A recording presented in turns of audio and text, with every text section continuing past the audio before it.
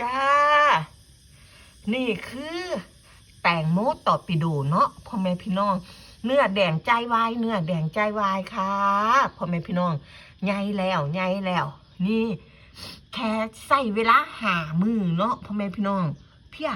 ใหญ่ลูกใหญ่จนถึงพื้นแล้วพ่อแม่พี่น้องลูกใหญ่ถึงพื้นแล้วก็มีลูกเดียวเด้อพ่อแม่พี่น้องมีลูกเดียวแล้วเพิ่นก็บ่เกิดอีกไอ้ที่เป็นหน่วยติดดอกติดนั่นป้าก็คิดว่าจะได้กินอีกเนาะค่ะได้หลายหน่วยแต่บ่ได้หลายหน่วยเนาะพ่อแม่พี่น้องได้หน่วยเดียวค่ะแล้วก็เพิ่นก็ยังมีเครือมีเถา